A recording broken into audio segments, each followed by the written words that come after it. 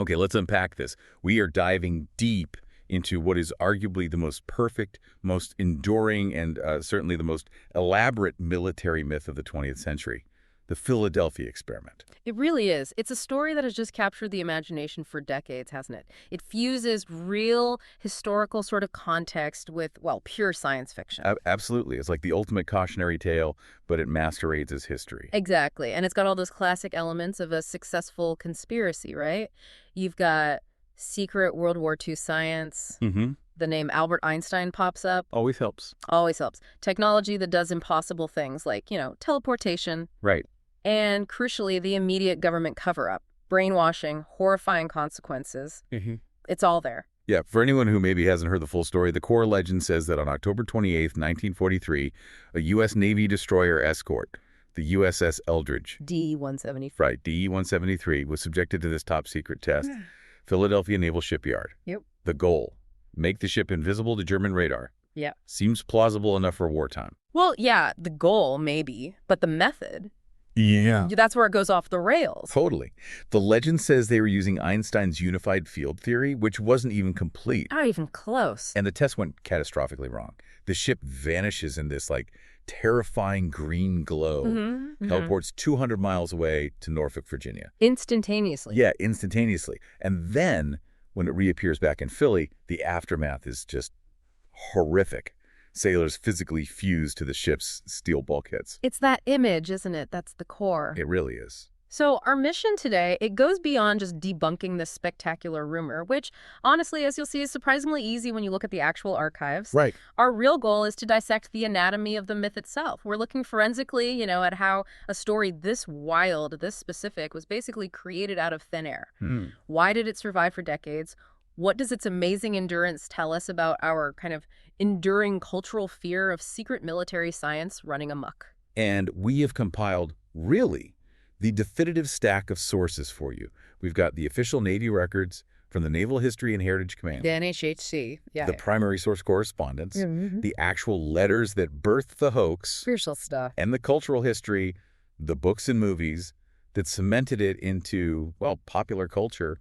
We are going to give you the verifiable, definitive alibis from the Navy's own unalterable ship logs. Yeah. We're going to answer that question. What really happened with the USS Eldridge? And I think we need to start by, giving the legend its due respect, in a way. We'll reconstruct the sensational story first in all its bizarre kind of techno-Gothic glory. Okay. Then we'll trace its actual origins, which are, frankly, way more absurd than the conspiracy itself, back to this single, highly eccentric merchant mariner in the mid-1950s. Right, it starts much later. Much later. Wow. And finally, using the archival proof, we'll provide the rational, factual explanation. We'll show you how the entire story is basically a carefully constructed folkloric composite, just stitched together from unrelated, misinterpreted facts. Okay, let's do it. Let's start with the fiction, because, like you said, the way the story is told is precisely why it works so well. Right, so to really get why the Philadelphia experiment myth is so powerful, you have to appreciate the narrative structure they build. It's set right at the peak of World War II anxiety. Absolutely. The context is everything. And the setting is key. Yeah. The Philadelphia Naval Shipyard, a place synonymous with massive, urgent wartime production, right in the thick of the desperate Battle of the Atlantic. And that initial premise is, on the surface, entirely plausible for 1943. The U.S. Navy was locked in this brutal technological arms race with German U-boats. They were sinking ships like crazy. Exactly. Faster than they could be replaced. So the idea that the Navy was testing some top-secret technological Hail Mary, allegedly codenamed Project Rainbow, that makes perfect sense in the context of wartime desperation. You'd try anything, right? You would. And the supposed target is this brand new, highly advanced ship for its class, the USS Eldridge, a destroyer escort, hull number DE-173. The ship itself becomes this sort of innocent victim of science gone wrong. But the alleged science, this is where it takes that crucial leap into the fantastical. They weren't just trying basic camouflage. No. The legend claims they were applying principles based on Albert Einstein's unproven, incomplete research into the unified field theory. Okay, let's pause there for a sec. Einstein. You dropped that name, the greatest scientific mind of the 20th century. Instant credibility boost. Right. It gives the story this immediate intellectual legitimacy, even if the actual application they describe is completely absurd. The folklore suggests that if you could generate an electromagnetic field powerful enough, you could manipulate space-time itself, bend light waves, achieve optical invisibility, maybe even, bypass the known limits of physical matter. This is where scientific ambition flips into ultimate horror. Precisely. It's that meeting point of high-level physics theory and pulp science fiction. So the narrative moves to this specific night, October 28th, 1943. Okay. And the supposed eyewitness, this figure, is absolutely central to how the story spread, is a merchant mariner named Carlos Allende, or sometimes Carl Allen. He claimed he watched the whole thing happen from the deck of his ship, the SS Andrew Furuseth, which was supposedly moored nearby. So Alan claims the Eldridge was rigged up with these massive experimental generators. Yeah, that's huge generators. And as they spun up, the first sign of trouble wasn't mechanical failure, it was visual. They produced this eerie green-blue glow. Sometimes called a green fog. Right, a thick swirling green fog that starts to completely envelop the destroyer's hull. And the initial results, according to the myth, were terrifyingly successful. First, the ship vanishes from radar. Okay, maybe plausible goal. Maybe. Then, as the glow intensifies, the Eldridge becomes optically invisible, just gone from sight, leaving only the displacement of water like a ghost ship's wake in the shipyard. But then, the experiment supposedly accelerates beyond anyone's control. In a final, blinding flash of light, the ship disappears completely. Not just invisible, but gone from existence at that spot. And here's the part that takes it from just invisibility, which is already wild, to full-blown cosmic horror. The teleportation claim. Right. The legend holds that in that exact same instant, the Eldridge materializes hundreds of miles away. It pops up momentarily at the Norfolk Naval Shipyard in Virginia. Seen briefly, supposedly, maybe by sailors from Allen's ship, the Furuseth, which Allen claimed was also in Norfolk at that moment, a detail we're definitely going to challenge later. Okay. And then it vanishes again from Norfolk and reappears minutes later, right back where it started in Philadelphia. The instantaneous, uncontrolled nature of that jump is what supposedly triggers the catastrophe. It wasn't a success, it was a devastating disaster. Allegedly resulting in the death, injury, and profound mental disintegration of almost the entire crew. And this is the part, you really can't forget this part. The reason this story has survived, the reason it gets told around, campfires and gets made into movies, it isn't the fake science. No. It's the sheer, stomach-churning, grotesque horror of the aftermath. This isn't just a classified file story. It's a story of the ultimate violation of the human body. Yeah. Researchers who study folklore and conspiracy theories often call this the story's cultural engine. And the most infamous, the defining claim, is what the Navy boarding parties supposedly found. Right. Several sailors found physically fused to bulkheads. We're talking about arms and legs sealed into the metal, torsos embedded in the steel decks, the men in the ship temporarily merging into this single terrifying entity. Its imagery is just so potent. It's the ultimate techno-gothic horror story, as you put it. Yeah. Why do you think that resonated so deeply, especially in the mid-20th century? Well, it played directly into this growing fear that technology, especially the massive impersonal machinery of war, wasn't just capable of killing us, but of consuming us, assimilating us, blurring the line between flesh and machine. Right, like the ultimate dehumanization. Exactly. It suggested that science, if you let it run wild, could violate the very physical integrity of the human body in the most horrifying way. It really speaks to the psychological trauma of rapidly advancing industrial warfare, doesn't it? I mean, World War II was the era of the assembly line meeting total war. Absolutely. The individual felt small, replaceable, easily integrated into the mechanism of the state or the war machine. And the Eldridge myth just literalizes that fear. If you subject yourself completely to the machine might eventually just absorb you. Yeah. And the other alleged trauma is just as unnerving in the story. The legend claims many survivors suffered complete mental breakdowns, described as shattered husks. But the physical descriptions get even weirder, more unsettling. Men reportedly rematerialized inside out. Ugh, yeah. Suggesting some kind of spatial displacement failure. Others were said to have burst into flames spontaneously or just disintegrated on the spot, leaving nothing behind. And then there's the freeze effect. This became a real staple of the later story. Survivors supposedly suffered this bizarre side effect where, at random moments, they'd suddenly enter this unresponsive, trance-like state. Like time just stopped for them. Exactly. A complete stop of movement. Sometimes they'd even supposedly become invisible themselves for short periods. Then they might snap back to normal, but The psychological toll was immense. So the final layer is the conspiracy itself. The Navy, horrified by what happened, but also maybe realizing they possessed the ultimate weapon. Or feared they did. Right. They immediately classify the entire Project Rainbow, erase the logbooks, brainwash the traumatized survivors to ensure silence, and suppress all knowledge forever. That's the legend. Sensational, graphic, and absolutely perfect in its dramatic structure. And that very perfection makes it even harder to believe that the whole thing didn't even start to take shape until over a decade later. It all stems from the correspondence of just two very specific, very unusual people. The real story of its origin is, in many ways, far stranger than the fiction we just laid out. Okay, here's where it gets really interesting. Because the narrative of the Philadelphia experiment, the Eldridge, October 43, the fused bodies, it simply did not exist in the public sphere for 12 years after the supposed event. 12 years.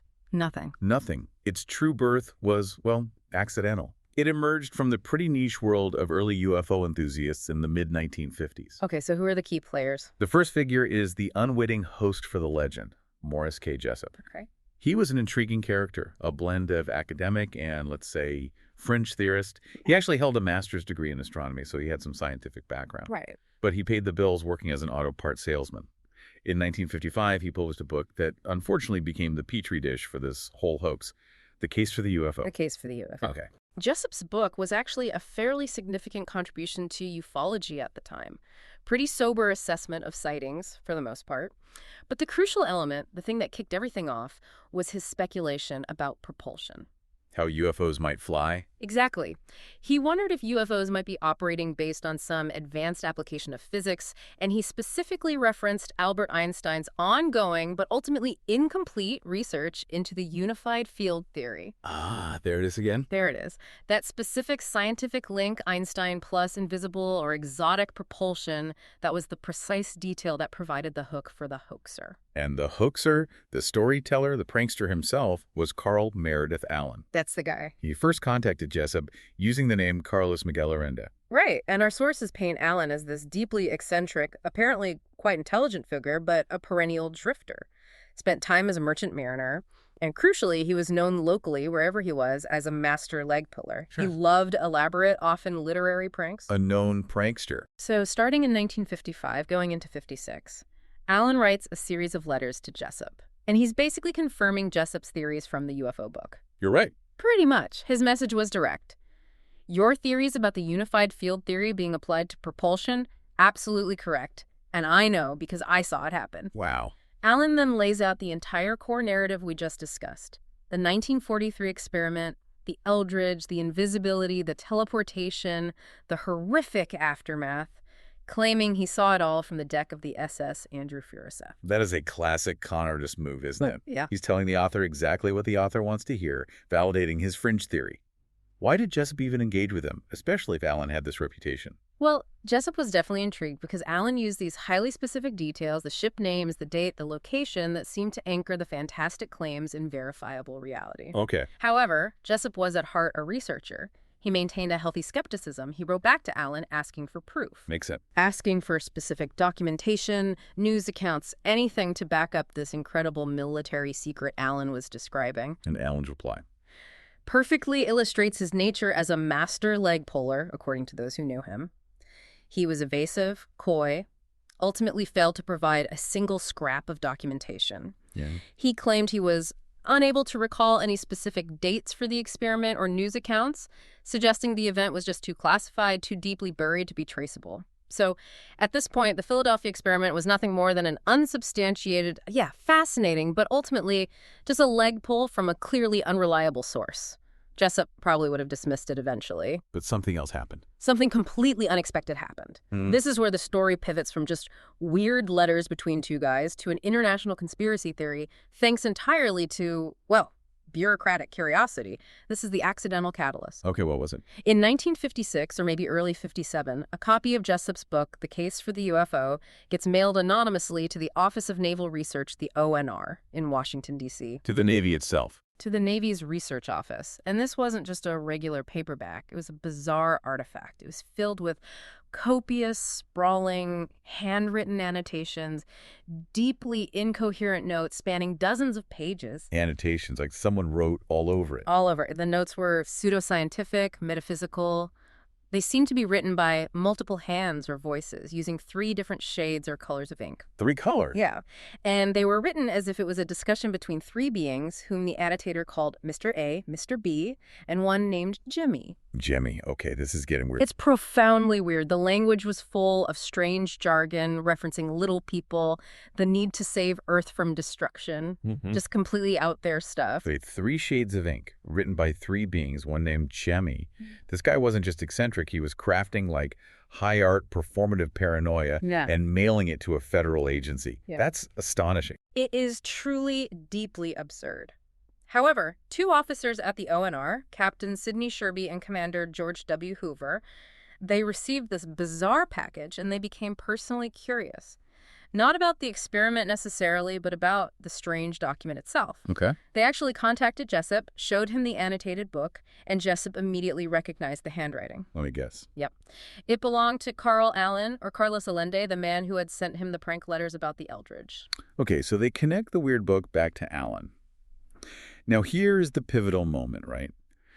This is the critical lapse in judgment, maybe, that guaranteed this whole myth would survive. Absolutely. Hoover and Sherby, apparently out of pure intellectual curiosity, something you might do in your personal off-duty time, maybe fueled by the UFO craze of the 50s. Right. They arranged for a military contractor, Vero Manufacturing Company in Texas, to privately print a very small run of the book. Print the annotated book. Yes. This resulting document, known forever after as the Vero edition, meticulously reproduced Jessup's original text alongside Allen's strange, rambling, 3-color handwritten annotations. They printed maybe fewer than 100 copies, probably intending it just as a curiosity for their small circle of government friends or colleagues interested in UFOs. The audacity is just astounding. 2 naval commanders risked their professional credibility over this deeply strange annotated book about UFOs and secret experiments. It sounds almost as bizarre as the myth itself. Why would the government even accidentally give any credence to a known crank like Allen? Because I don't think they saw it as giving credence to the experiment. They likely saw the Vero edition itself as an interesting psychological artifact, maybe a coded message, a puzzle they wanted to solve personally. But the consequences were massive, completely unintended. How so? This minor, almost certainly off-duty act of government documentation was instantly and permanently misinterpreted by future researchers and conspiracy theorists. To them, the Vero edition wasn't proof of 2 officers' unusual hobby. It was ironclad proof of official interest. It was evidence that the government had taken pains to reproduce, and therefore, in their minds, validate the story contained within Allen's annotations. It created the critical infrastructure for the conspiracy theory. By complete accident, the Navy provided the hoax with the essential air of suppressed truth and official cover-up it desperately needed to survive and spread. Exactly. This accidental validation tragically compounded when Jessup died by suicide in 1959, which was immediately woven into the lore as the Navy silencing him. Of course. It solidified the myth's mystique. A personal joke, a prank, had been accidentally validated by the very system it seemed to be mocking. Okay, so we've established a timeline. The Philadelphia experiment story wasn't born in 1943. It was a 1955 hoax, accidentally laundered through a government footnote in 1957, thanks to the Vero edition. Right. Now we move from the captivating fiction and the bizarre origin story to the cold, hard, verifiable facts. If the Vero edition was the accidental validation, the official primary source records are the definitive, irrefutable deconstruction. And a systematic investigation into the archives reveals the story isn't just unsubstantiated, it is physically, scientifically, and chronologically impossible. The U.S. Navy has consistently, repeatedly, and categorically denied the Philadelphia experiment ever took place. What's the official position? The official position, maintained consistently by the Naval History and Heritage Command, the NHHC, is crystal clear. They have stated publicly many times that they've repeatedly searched their voluminous archives. They've looked for any documentation, any hint of interest, any project, any funding related to an invisibility or teleportation experiment involving the USS Eldridge. And the finding? Unequivocal. They have located no documents which confirm the event. Zero. Zilch. Nada. And we should probably talk about the timeline contradiction here with the ONR itself. Yes, absolutely. The Office of Naval Research, the very office responsible for basic science research in the Navy, and ironically, the office where Hoover and Sherby worked, leading to the Vero addition confusion, it wasn't even established until 1946. 3 years after the alleged 1943 experiment. Exactly. So the idea of a massive top-secret physics project in 1943 being run by the ONR simply doesn't align with the actual bureaucratic history of the Navy itself. The infrastructure wasn't there. Furthermore, the ONR has issued direct scientific statements just refuting the alleged technology, haven't they? They have. They explicitly state that the use of massive force fields for optical invisibility and teleportation does not conform to known physical laws. They classify it quite clearly as science fiction. Right. While the Navy certainly researches cutting-edge tech, manipulating space-time using an incomplete unified field theory in 1943 is, from a physics standpoint, a conceptual impossibility based on what was known then, and frankly, even now. Okay, the official denials are important, but the real nail in the coffin, the definitive refutation, comes from those unalterable primary source documents you mentioned earlier, the official ship logs. Precisely. These are held in the National Archives, available for anyone to see. And these aren't like personal diaries someone could just rewrite later, right? No, absolutely not. A ship's deck log is a legally required hourly chronological record of the ship's position, its activities, the weather, significant events, its movements. It's maintained throughout the day by the officers of the deck. It's a legal document, meticulously preserved for historical and legal purposes. They provide essentially second-by-second alibis for every single vessel involved in this story. So let's start with the star of the show. Yeah. The USS Eldridge, DE-173. What does its logs say? Okay, first contradiction right off the bat. The Eldridge was commissioned on August 27, 1943, at the New York Navy Yard, specifically Pier 40, Staten Island. New York, not Philadelphia. Not Philadelphia, which is the essential location in the myth, commissioned in New York. Okay, contradiction number one. What about the timeline for the alleged experiment in the fall? Contradiction number two. The myth places the Eldridge in Philadelphia, undergoing these secret tests, throughout the early autumn of 43. However, the official log, the deck log, shows that from September 18th to October 15th, 1943, the Eldridge was engaged in training and shakedown operations near Bermuda. Bermuda, that's what, 650 miles away? Roughly, yeah. Hundreds of miles away from Philadelphia or New York. It was doing standard post-commissioning sea trials. Okay, so it wasn't in Philly in early October. But what about the key date, October 28th, 1943? Where was the Eldridge then? And here is the absolute, unequivocal smoking gun that just collapses the entire narrative. On October 28th, 1943, the exact date of the alleged invisibility, the teleportation, the fused sailors, the Eldridge's deck log places the ship firmly in New York Harbor and the Long Island Sound. New York Harbor. Yes, conducting routine operations, likely awaiting assignment to its first convoy escort duty. The ship was never, ever in Philadelphia during the alleged time frame, period. End of story for that part. So the log proves it was physically impossible for the Eldridge to have been involved in an experiment in Philadelphia, let alone teleporting to Norfolk on the 28th. But what about that claim that it did flash into Norfolk? Well, the Eldridge did visit Norfolk, but not instantaneously through some green fog. How to get there? It departed New York on November 1st, 1943. It was part of the screen, the escort group, for convoy UGS-23. It arrived at the Norfolk Naval Operating Base by conventional sea travel on November 10th, 1943. So a normal voyage. Took about a day. Exactly. A very slow, entirely visible voyage down the coast. No green fog, no vanishing acts, no fused sailors. The log proves the entire teleportation sequence is completely fabricated. Okay, that takes care of the Eldridge. But we have to look at the logs for the supposed eyewitness ship too, right? Carl Allen's SS Andrew Fierseth. If Allen's ship wasn't where he claimed it was, his whole story is worthless from the start. Absolutely. And the Fierseth's official movement report card, held by the Maritime Administration records, is equally conclusive. It shows that the SS Andrew Fierseth departed Norfolk with convoy UGS-22 on October 25, 1943. October 25th, so 3 days before the alleged experiment in Philadelphia. Right.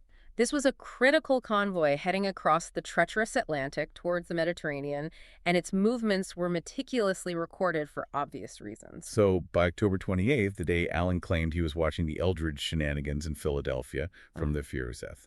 Where was Allen's ship, actually? It was in the middle of the Atlantic Ocean. Seriously? Yes, somewhere between the U.S. East Coast and the Strait of Gibraltar, steaming steadily eastward as part of that convoy, en route to Oran, North Africa. It didn't even arrive in Oran until November 12th. Wow. The Naval History Command states it very explicitly. Eldridge and Andrew Furuseth were not even in the same body of water on October 28th, let alone observing each other in Philadelphia or Norfolk. They weren't even close. So the primary source documents refute the location of the target ship and the location of the supposed witness ship on the key date.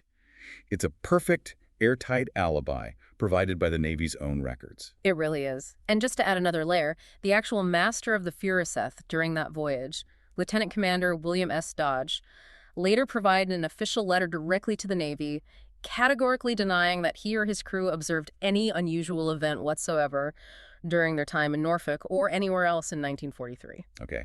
The logs kill the core claims. What about the other sciencey bits used to lend legitimacy? Einstein, Tesla, Project Rainbow? They collapsed just as quickly under scrutiny, Einstein's involvement. Yes, he was a part-time consultant for the Navy's Bureau of Ordnance in 1943, but his documented work focused on mathematical theories related to conventional explosives and torpedoes. Not invisibility. Zero indication of involvement in any invisibility or teleportation projects. And crucially, he never completed the unified field theory, the supposed theoretical basis for the whole experiment. It remained an unsolved problem for him. And Nikola Tesla. He gets retroactively inserted into the story quite often in later versions, suggesting he designed the generators or something. That's pure embellishment and chronologically impossible. Tesla died in January 1943. 8 months before the USS Eldridge was even commissioned, let alone undergoing experiments. Exactly. His inclusion is pure fabrication, just meant to retroactively imbue the fictional project with more scientific genius. Okay, last one. Project Rainbow. That code name sounds real, sounds classified. It was real, but it's a classic case of conspiracy theorists hijacking a verifiable detail and completely misapplying it.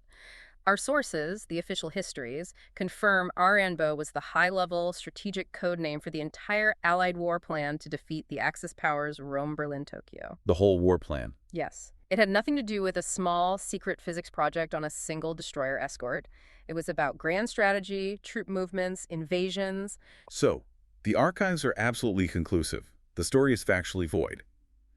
But the question still hangs there. If the entire story is refuted by ship logs in history, where did Carl Allen even get the specific ideas for invisibility, the wrapping cables, and that eerie green glow? That requires us to look for the tiny, stolen but real grains of truth. Okay, this is the really satisfying part, I think. This is the critical juncture for you, the listener, where the fiction gives way to a rational historical explanation. The Philadelphia experiment, as we mentioned, seems to be this folkloric composite. Exactly. A kind of naval urban legend created by stitching together misinterpretations of several unrelated but very real naval activities that were happening around that time or shortly after. Let's start with the real invisibility project of World War II, and guess where a major center for this work was? Let me guess. Philadelphia. Philadelphia Naval Shipyard. This real project was called Debunking, and it was a secret, high-priority project because of a very real, very deadly threat that had been absolutely devastating Allied shipping early in the war. What was that specific threat? German U-boats were deploying extremely effective magnetic mines. These weren't the old contact mines. Right. They sat on the seabed or floated, and they were triggered by the natural magnetic signature, the inherent magnetism of a massive metal ship passing over or near them. If your ship had a specific detectable magnetic field, boom, you were vulnerable. Okay, so degaussing was the technological countermeasure. How did it work? It involved installing complex electrical cables, sometimes described by observers as massive wiring or coils around a ship's hull, typically along the main deck around the superstructure, sometimes looping the whole vessel. So wrapping the ship in cables. Literally wrapping the ship in cables. They would then run a controlled electrical current through these cables. And what did that current do? That current generated a new secondary magnetic field, one designed specifically to cancel out or neutralize the ship's natural magnetic signature, effectively nullifying the trigger for those German magnetic mines. So a degaussed ship was therefore, in the highly specific and correct naval terminology of the time, considered invisible, but only to magnetic mines. Only to magnetic detectors. It remained completely visible to the human eye, completely visible to radar, completely visible to sonar. It didn't vanish. Right. The secrecy around this project, degaussing, was immense because the Allies didn't want the Germans to know they had figured out a counter to one of their most effective weapons. And here's the crucial link. The Philadelphia Naval Shipyard was, in fact, a primary center for this real, secret degaussing research, installation, and calibration. So, dockyard rumors, scuttlebutt among sailors and workers would have absolutely circulated constantly in 1943 about a top-secret project involving wrapping ships in cables to make them invisible or safe from German weapons. This provides the clear, rational, and historical origin of the core invisibility rumor and the cables element of the legend. It's a real wartime secret that got twisted. That perfectly explains the cables and the misinterpreted invisibility. It's a truth that got magnified and distorted through rumor, but that still doesn't explain the most cinematic detail. The eerie green-blue glow or the green fog, where did that come from? Degaussing didn't cause a glow, did it? No, not typically. For that piece of the puzzle, we have to completely discard World War II and the Eldridge. We need to jump forward in time to the 1950s. After the war. Yes, entirely separate from the Eldridge or degaussing, but crucially before Carl Allen wrote his letters to Jessup in 1955. Okay, what happened in the 50s? The Office of Naval Research itself, ironically, in its later attempts to debunk the Philadelphia experiment story, pointed directly to an unrelated experiment conducted aboard the destroyer USS Timmerman, DD-828, in the early 1950s. The USS Timmerman. Different ship, different time. Completely different class of destroyer, different decade. The Timmerman was being used as a testbed for experimental, high-power, high-frequency electrical generators. They were testing a new generator operating at 1,000 hertz, which was way beyond the standard 400 hertz equipment used on ships at the time. This massive jump in frequency was extremely cutting-edge stuff for the mid-50s naval engineering. Okay, so they're running this massive high-frequency generator on a ship. Yeah. What were the observable effects, especially in a humid, salt air environment like at sea? Well, there's a well-known physical phenomenon related to operating such high-power, high-frequency electrical fields near conductors, especially in moist air. It's called corona discharge. Corona discharge. Yeah. Like static electricity on a grand scale. Sort of. It's essentially a visible electrical plasma or static discharge that forms around the conductors carrying the high voltage and high frequency. It's often seen around high-tension power lines, especially in humid weather. And physics texts and eyewitness accounts of corona discharge precisely describe its appearance as an eerie green-blue glow, sometimes referred to as St. Elmo's fire by sailors historically. An eerie green-blue glow. That exactly matches the specific visual detail from the Philadelphia experiment legend. Ooh. Allen claimed the Eldridge was enveloped in an eerie green-blue glow. Exact phrase. A specific visual trigger that, as we now know, was a real, documented side effect of unrelated naval generator experiments occurring in the 1950s, not in the Eldridge in 43. And importantly, our sources, including the ONR's own statements about the Timmerman tests, confirm that during this real experiment that produced a glow, none of the crew suffered ill effects. And there was certainly no teleportation or invisibility. The purpose was strictly electrical power systems testing, not messing with space-time. So, okay, now we can synthesize the entire hoax, piece it together. Carl Allen, the master leg puller, writes his letters to Jessup in 1955. This is after both the secret WWII degaussing projects, which gave rise to the invisibility cables rumor, particularly associated with Philadelphia, and the highly visible 1950s Timmerman generator tests, which produced the memorable green glow effect, were known, at least in naval circles and through dockyard lore. Exactly. He took the 1943 rumor of the invisibility cables from Philly. He combined it with the specific, dramatic visual detail of the 1950s green glow experiment from the Timmerman. And then, because he needed a specific real ship to hang the story on, maybe one that was already in the news for some reason. Why the Eldridge specifically? Well, the USS Eldridge had recently been transferred to the Greek Navy in 1951. This event likely put its name back into naval news or discussions around that time, making it a convenient, verifiable name for Allen to latch onto for his composite story. So it's not a single secret military experiment gone wrong. It's basically journalistic laziness meets theatrical embellishment by a known prankster. He created a perfect, compelling lie constructed from two parts real, but misinterpreted secret history, stitched together awkwardly and attached to a real ship name and a plausible wartime date. That's precisely it, a folkloric composite born from misinterpretation and a desire to tell a good yarn. Okay, so we've meticulously established the Philadelphia experiment was a 1955 hoax, likely born from misinterpreting degaussing and corona discharge, and accidentally validated by that weird Varro edition footnote in 1957. The primary source evidence proves conclusively it never happened. Right. Case closed scientifically and historically. Pretty much. So the big question is, How did this niche, confusing story, initially buried in obscure correspondence in a privately printed, annotated book read by maybe a handful of UFO enthusiasts, how did it transition into a global cultural landmark, a story everyone vaguely knows? Yeah, how did it escape the fringe? For over 20 years, it didn't, really. The Vero edition remained obscure, circulating mainly in the UFO and paranormal underground. That changed fundamentally in 1979. What happened in 79? The publication of a book, The Philadelphia Experiment, Project Invisibility. It was co-authored by Charles Berlitz and William L. Moore. Charles Berlitz. This- Didn't he write the Bermuda Triangle? The very same. Berlitz was already a huge cultural force. He had achieved massive international success with the Bermuda Triangle a few years earlier. He understood exactly how to package paranormal mysteries and conspiracy theories for a mass audience. So he brought his popular touch to the Eldridge story. Absolutely. His book presented the entire Alan Jessup Varro narrative, including the most sensational claims of fused bodies, teleportation, the cover-up as a factual, investigative account of a suppressed military tragedy. He treated Alan's letters and the Varro edition not as a hoax, but as proof. And that book was huge, wasn't it? It was a bestseller. It successfully elevated the fringe rumor into the mainstream consciousness. It took the concept of the Eldridge, the green fog, the grotesque consequences out of the UFO newsletters and cemented the legend for millions of readers globally. The story was now widely known, but the visuals were still largely left to the reader's imagination. Until Hollywood stepped in. Exactly. That changed just 5 years later.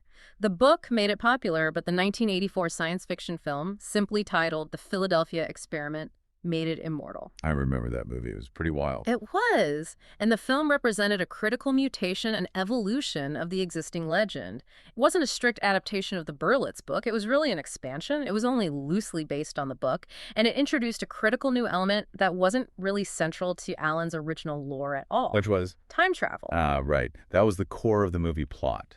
Yeah, the filmmakers needed a hook for a contemporary 1980s audience. So the plot involved two sailors from the Eldridge being thrown forward from the catastrophe in 1943 to the then present day of 1984.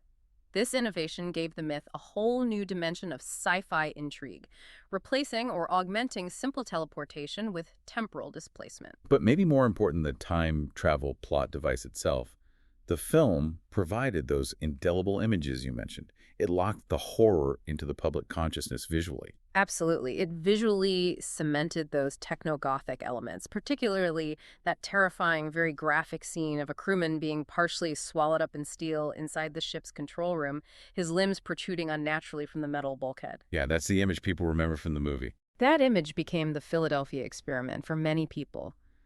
The film wasn't just a movie. It was the visual guide for the conspiracy. It showed people what they were supposed to imagine, what they were supposed to fear.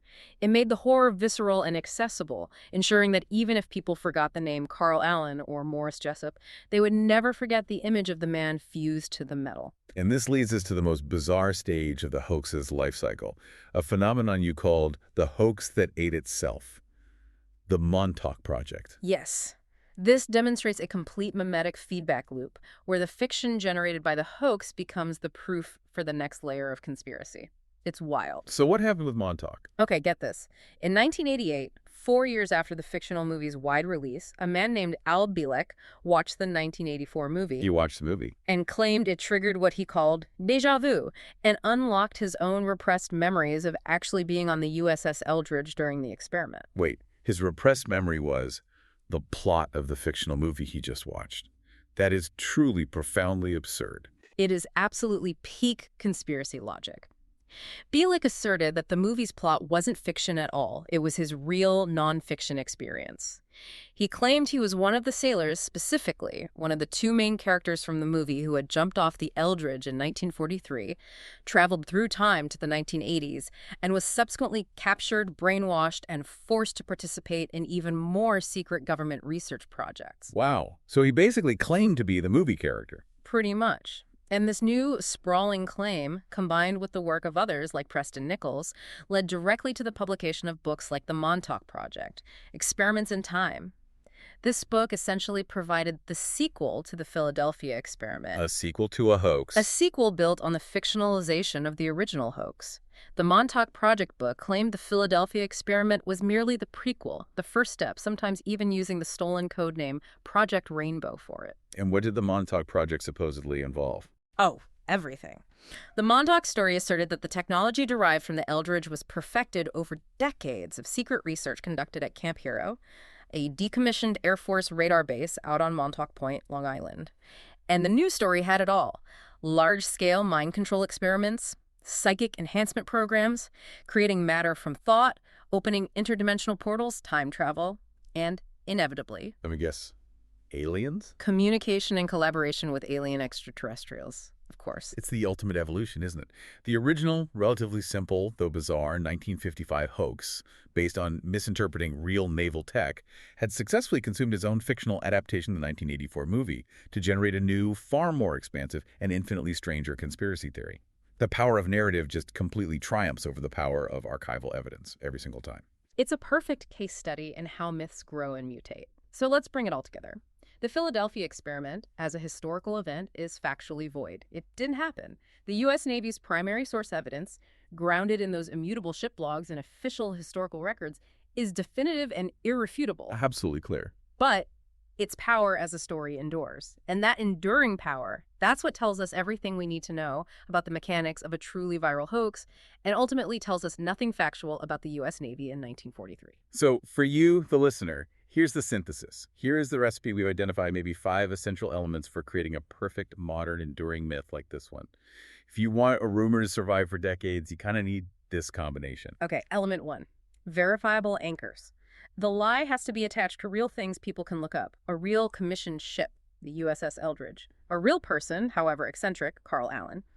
Real naval yards, Philadelphia and Norfolk. And ideally, a tangible, mysterious artifact like the Varro edition.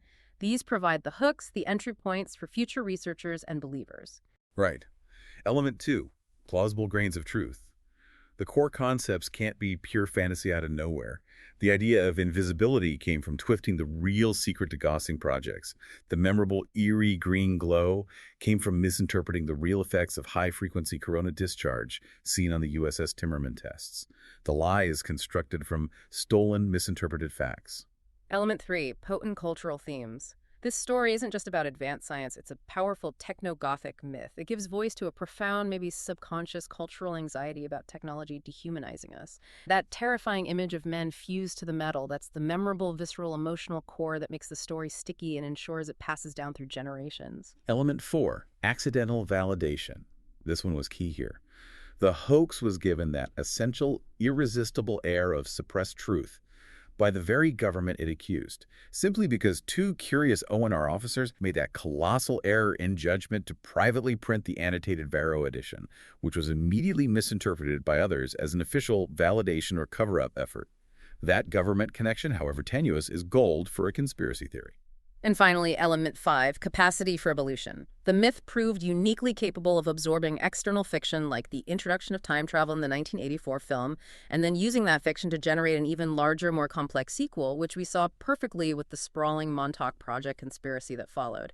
A good myth can adapt and grow. So this deep dive into the archives, into the letters, into the history, it proves pretty convincingly that the most successful, most enduring lies are often constructed from just a few scattered, stolen, and perfectly misinterpreted truths. We now understand the whole mystery of the Philadelphia experiment, how it started, why it persisted. But it really raises a provocative question for you listening now. Knowing this recipe for myth-making, what other enduring cultural beliefs or historical myths out there might be similarly built on just a few scattered, perfectly timed, and conveniently misinterpreted facts? Makes you wonder, doesn't it? It certainly does. And if you found the real story behind this famous military mystery, understanding not just what didn't happen, but how the story was actually constructed and why it became so famous, if you found that as fascinating as we did, we really encourage you to follow us on all major platforms. Yeah, please do. And if you know someone else who loves digging into mysteries, solving puzzles, or just enjoys a good debunking based on solid evidence, please share this deep dive with them. We'd really appreciate it, and it helps us keep uncovering these stories. We look forward to diving into your next stack of sources.